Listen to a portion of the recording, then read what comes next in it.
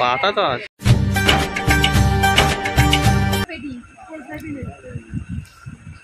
Good morning সবাইকে, কেমন আছো তোমরা সবাই? আশা করছি ভালো আছো, আর আমিও কিন্তু খুব ভালো আছি। তো আমি কিন্তু বাড়ি থেকে বেরিয়ে রাস্তায় কিন্তু তোমাদের সঙ্গে ভিডিওটা শেয়ার করছি। তো অনেক তাড়াহুড়োর মধ্যে বেরিয়েছি তাই জন্য, আর দেখতে পাচ্ছ আমি কিন্তু মুখে মাস্ক পরে একদম রাস্তায় বেরিয়ে পড়েছি। তো অবশ্য আমার কিন্তু সেরকম কিছু হয়নি, কিন্তু কেন মাস্ক পরেছি অবশ্যই তোমাদেরকে বলবো। তার আগে দেখো রাস্তায় বেরিয়ে আমি কিন্তু তারপরে তোমাদের সঙ্গে যেহেতু ভিডিওটা দিচ্ছি কোথায় যাচ্ছি সেটা অবশ্যই তোমাদের সঙ্গে শেয়ার করব। আর আমি চলে এসেছি সোনারপুর বাজারে। তো সোনারপুর এসে দেখো নাইটির দোকানে আগে ঢুকে গেছে নাইটি চয়েস করার জন্য।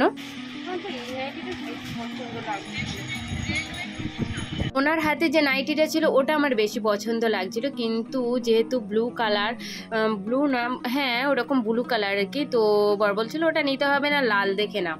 তো তারপরে এই দুটো নিলাম, তারপরে একটা হাউস কোটও নিলাম। তো হাউস কোটটা ওনাকে দেখাতে বললাম, যেহেতু যদি ছেঁড়া ফাটা থাকে, তো উনি বললো খুলবেন না, দাঁড়ান দেখানো হচ্ছে। তো উনি আবার উঠে এসে কিন্তু আমাকে হাউস কোটটা ভালোভাবে খুলে দেখিয়ে দিল। আচ্ছা এবার বলো তো না আমার নাইটিগুলো তোমাদের কেমন লাগলো দেখতে? তো দেখো আমাকে কিন্তু পুরোটা দেখিয়ে দিল যে ছেঁড়া ফাটা কিছুই নেই। আচ্ছা তোমাদের কেমন লাগলো অবশ্যই কিন্তু কমেন্ট করে জানাবে। এবারে ওখান থেকে নাইটি নিয়ে কিন্তু আমরা সোজা গাড়িটা নিয়ে কিন্তু গ্যারেজে রেখে দিলাম, যেহেতু গাড়িটা নিয়ে যেতে পারবো না কারণ মাথায় তো হেলমেট আমরা আনিনি তার জন্য। তো যাই হোক চলো আমরা এবার শাখার দোকানে যাব। তো তোমরা সঙ্গে আছো তো অবশ্যই কিন্তু কমেন্ট করে জানিও। তো দেখো এখানে কিন্তু শাখা পছন্দ চলছে, তো আমার তো একটাও পছন্দ হচ্ছে না, যদিও আমি এইসব শাখা ফাঁকার দিক থেকে একদমই মানে কিছুই বুঝি না বলতে গেলে। তো আমার বর বলছিল যে যেটা ভালো হয় সেটা দেখো। দেখেন ভালো করে কিছু কিনে খারাপ ওটা নেই তো, না আমি দেখবো না, যে পড়বে সে দেখলেই হবে। দোকানদার আমার বরকে ভালো করে দেখতে বললো, কিন্তু ও বললো যে পড়বে সে দেখলেই হবে। যাই হোক দোকানদার এটা পছন্দ করে দিল, আর শাখাটা কিন্তু মাথায় ছুঁয়ে তারপরে কিন্তু হাতে আমার তুলে দিল, কারণ শাখা পড়ার আগে তো অবশ্যই মাথায় ছোঁয়াতে হয়। যাই হোক শাখা পড়া কমপ্লিট হয়ে গেল, এবার আমরা চলে যাবো বাড়ির উদ্দেশ্যে। চলো এবার বাড়িতে গিয়ে কী করবো সেটা তো তোমাদের সঙ্গে অবশ্যই শেয়ার করবো। বাড়িতে কিন্তু অলরেডি আমরা চলে এসেছি, পুরো রাস্তার ভিডিও তোমাদের সঙ্গে শেয়ার করতে পারছি না কারণ ভিডিওটা অনেকটাই বড় হয়ে যাবে। বাড়িতে এসে আগে চান টান করে কিন্তু আমি আমার বজরংবলীর পুজো দিয়ে দিয়েছি, হনুমানজির পুজো দিয়ে দিয়েছি, কারণ সেদিন ছিল মঙ্গলবার ছিল না বুধবার ছিল। যাই হোক আজকে যেহেতু ভিডিওটা দিচ্ছি তাই জন্য বললাম। তো যাই হোক দেখো পুজো টুজো কিন্তু দেওয়া কমপ্লিট হয়ে গেছে। তো কমপ্লিট করে কিন্তু আমি তারপরে খেতে যাচ্ছি। তো দেখো আমার বর কিন্তু অলরেডি আগে থেকে কিন্তু কচুরি খেতে বসে গেছে। কচুরি না, এটা হচ্ছে লুচি। যাই হোক দোকানে গেলে এটাই লুচিকেই বলে কচুরি, যাই হোক বাড়িতে হলেই লুচি। আমি যেহেতু ভিডিওটা করছি তো আমি বললাম আমার গালে একটু দাও, তাই কত কথা শোনাচ্ছে বুঝলে তো। তো যা হোক করে আমার গালে একটু দিল, আর কি বললো শোনো এবার। তোমরা শুনতে পেলে তো, ও কিন্তু একদমই আমাকে গালে তুলে খাইয়ে দিতে চায় না। যাই হোক অনেক কষ্টে খাইয়ে দিয়েছে। আর এবার দেখো দুই ভাই মিলে কিন্তু হেনা করতে বসে গেছে, বিয়ে বাড়ি বলে কথা, তাই দুজনেই কিন্তু হেনা করে নিচ্ছে। তো যাই হোক এবার চলো আমরা দুপুরের লাঞ্চটা কমপ্লিট করে নিই, তো আর তোমরা কিন্তু দেখতে থাকো। যাই হোক দুপুরে কিন্তু এবার আমরা খেতে বসে গেছি, স্নান টান করে কমপ্লিট সবই হয়ে গেছিল। তো দেখতেই পাচ্ছি যেই জামা কাপড়টা পরে কিন্তু কচুরি খাচ্ছিলাম সেটাই পরে আবার দুপুরের লাঞ্চ করতে বসে গেছি।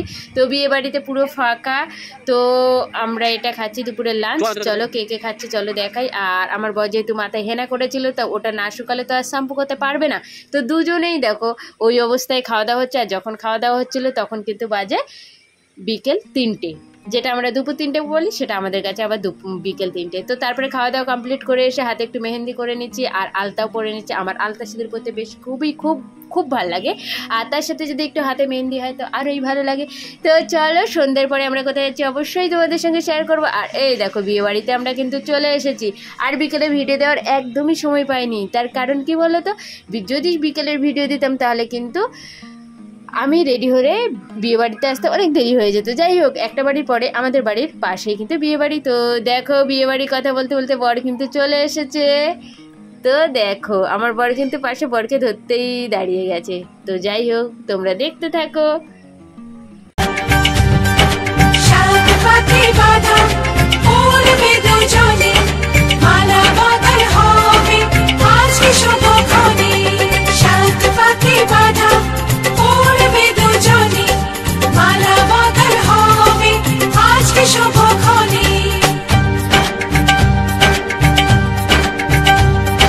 সবারই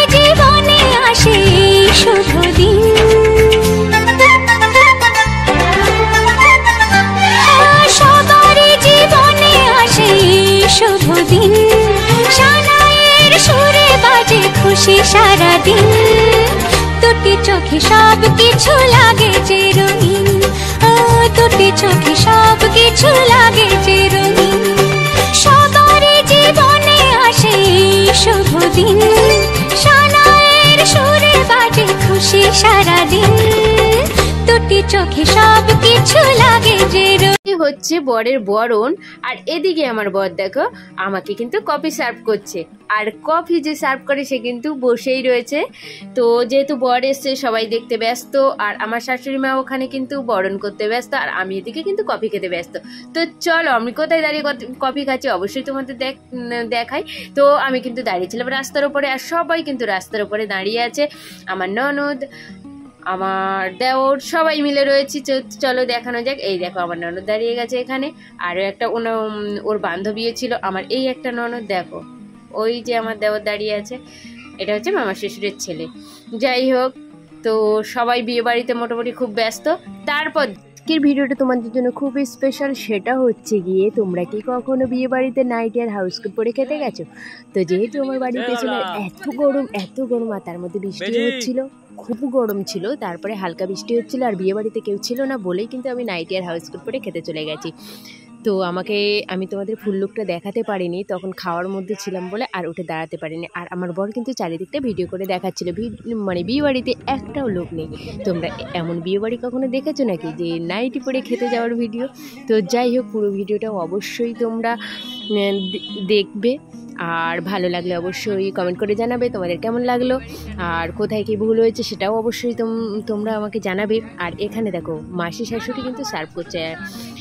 তো সবাইকে টাটা, ভালো লাগলে অবশ্যই লাইক করে দিও, কমেন্ট করে জানাবে।